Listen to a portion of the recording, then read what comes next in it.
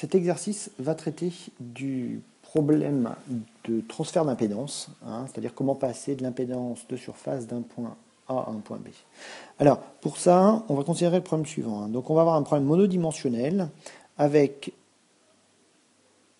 deux positions, et à l'intérieur, on va avoir un problème classique d'acoustique avec deux ondes, une qui va vers les x croissants et l'autre qui va vers les x décroissants.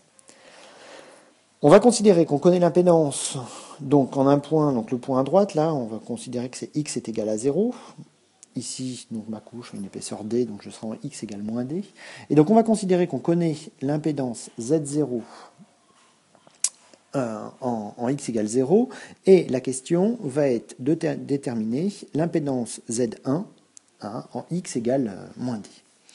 Alors, sachant que ce milieu a lui-même une impédance qui est une impédance caractéristique du milieu, et cette impédance est notée Z0, est notée Z, que je mette pas de 0 là, donc est notée Z, cette impédance Z étant le rapport ρc de la densité dans le milieu fois la célérité.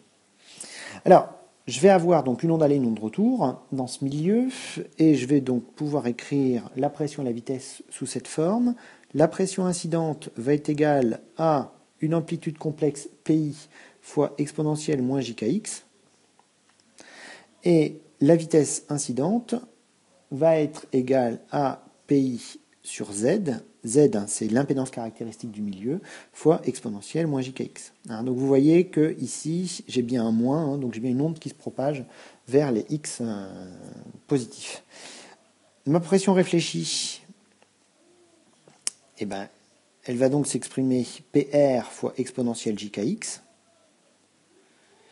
et ma vitesse de l'onde réfléchie est égale à moins PR sur Z fois exponentielle de JKX.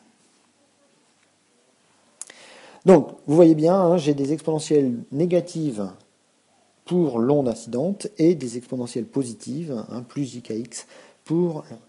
Il est à noter également le moins ici, donc une convention de signe négatif qu'on peut retrouver soit en connaissant ça par cœur ou par intuition, ou à l'aide de la formule qui est la formule de l'air. Donc, j'en reviens au problème, là, maintenant que j'ai un petit peu tout posé. Comment déterminer Z1 à partir de la donnée de Z0? Donc on va supposer qu'on connaît Z0 et on va essayer d'en déduire Z1. Alors pour ça, on va utiliser les amplitudes PI et PR, qui sont les deux amplitudes complexes des ondes aller et retour, ou incidentes et réfléchies, comme intermédiaire de calcul. Alors, la première chose va consister à exprimer Z0 en fonction de PI et PR. Alors, pour ça, c'est assez facile, puisque je me place en 0, là, je vais supposer que x est égal à 0, je vais choisir plutôt judicieusement mon échelle des positions. On va donc obtenir que Z0 est égal à PI plus PR, donc ça c'est la pression, qui est la pression totale, la somme des deux pressions, sur la vitesse totale, et la vitesse totale étant égale à PI sur Z moins PR sur Z. Donc c'est-à-dire PI moins PR sur Z.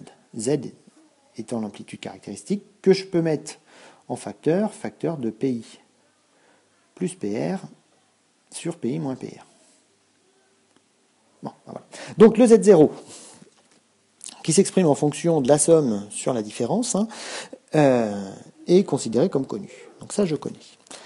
Maintenant, il va falloir écrire le Z1. Pour écrire le Z1, on va faire à peu près la même chose, sauf que cette fois-ci, on va avoir x différent de 0, et plutôt x est égal à moins d. Donc c'est égal à PI exponentielle de JKD. Alors, j'avais un moins D, x est égal à moins D, mais j'ai aussi un moins dans ma pression incidente, donc les deux se simplifient. Donc PI exponentielle JKD plus PR exponentielle moins JKD divisé par les vitesses PI exponentielle de JKD moins PR, toujours pareil, un signe moins pour les vitesses, divisé par Z, Z étant toujours l'amplitude caractéristique. Donc de telle sorte que mon Z1 va se retrouver être égal à Z multiplié par ce qu'on a au-dessus, donc PI exponentielle de JKD plus PR exponentielle moins JKD sur la différence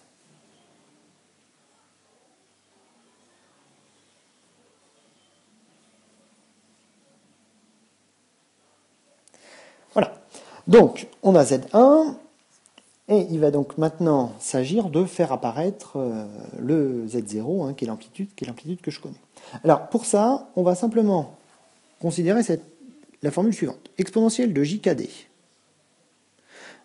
C'est rien d'autre que cosinus KD plus I sinus KD. On revient à la définition. Donc, exponentielle JKD égale cosinus plus I sinus.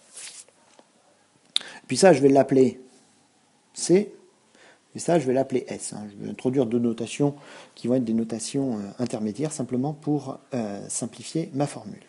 Donc, si je reviens à l'expression qui est l'expression de Z1 que j'avais calculée précédemment, je vais pouvoir l'écrire donc sous la forme suivante.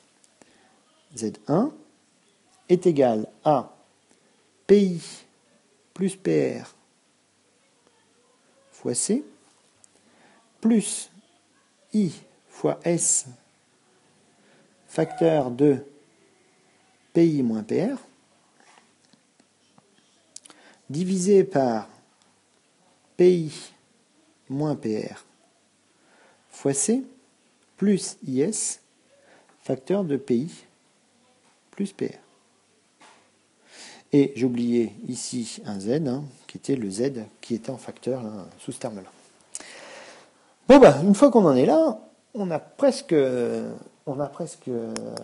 résolu le problème, parce que vous voyez que les PI plus PR et PI moins PR qui apparaissent dans la formule de Z0, je les ai mis en évidence. Et donc, pour bien faire apparaître l'impédance de surface, l'impédance Z0, il suffit de diviser par PI moins PR, et comme ça, je vais obtenir Z0 sur Z. Donc, mon impédance Z1 est égale au Z, qui cette fois-ci passe à gauche, facteur de PI plus PR fois C divisé par PI moins PR.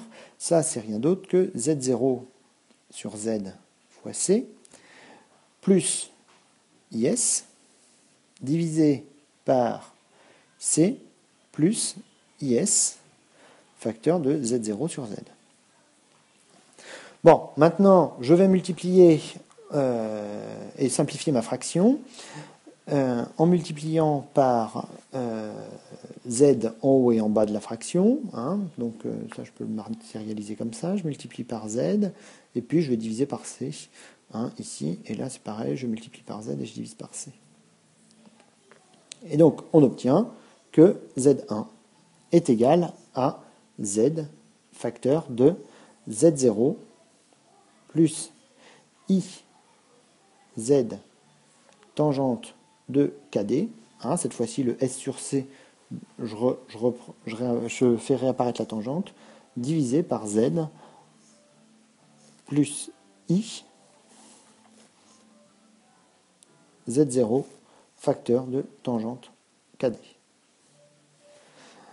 Et donc là, vous voyez que finalement, là-dedans, je connais tout, puisque je connais Z1, je connais Z0, K0, le nombre d'ondes, et ainsi de suite. Alors, on peut regarder deux cas particuliers. Le premier, c'est le cas particulier où je vais avoir donc un mur rigide, ici, en x égale 0, et en x égale moins d, je vais aller calculer l'impédance de surface ici. Donc ici, j'ai mon Z1 qui est l'impédance de surface en x égale moins d. Alors, ça revient à prendre dans cette formule-là l'approximation que le Z0 est très grand devant Z.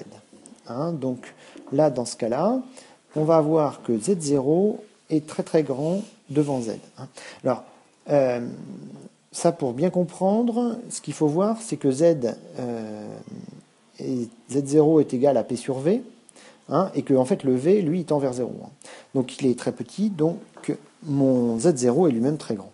Et donc, dans cette formule-là, je vais pouvoir considérer Z0 qui est très grand devant Z, de telle sorte qu'au numérateur, je ne vais plus avoir que Z0, et au dénominateur, je vais avoir IZ0 tangente KD.